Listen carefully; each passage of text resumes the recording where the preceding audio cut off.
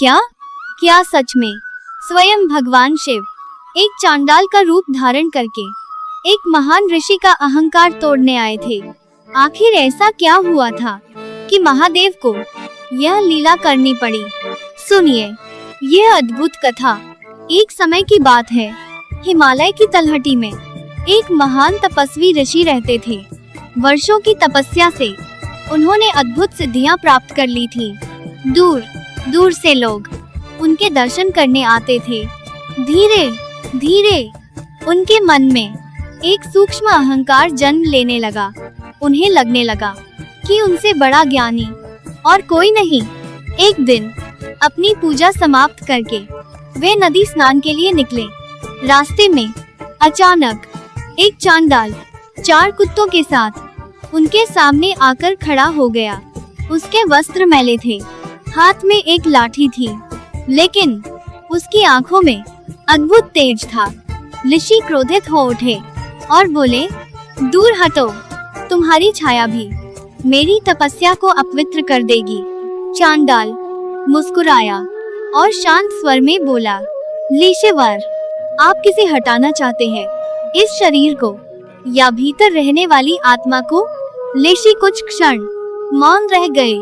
चांडाल फिर बोला, यदि आत्मा एक है तो ऊंच नीच किस बात की, और यदि शरीर ही सब कुछ है तो आपकी तपस्या किस काम की?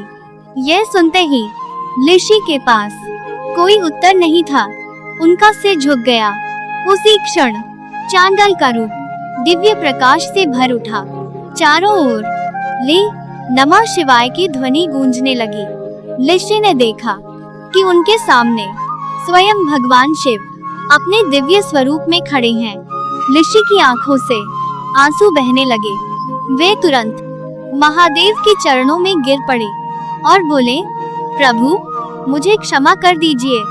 मेरी तपस्या ने मेरा अहंकार तो नहीं जलाया, लेकिन आपकी कृपा ने एक ही क्षण में मुझे सच्चा ज्ञान दे दिया।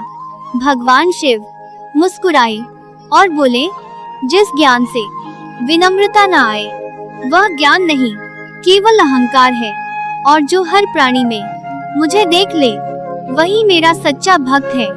इतना कहकर महादेव अंतर ध्यान हो गए। ऋषि बहुत देर तक वहीं बैठे रहे।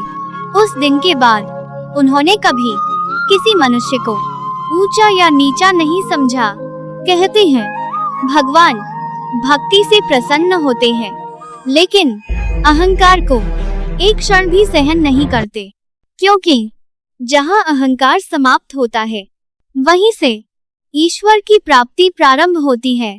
हर हर महादेव।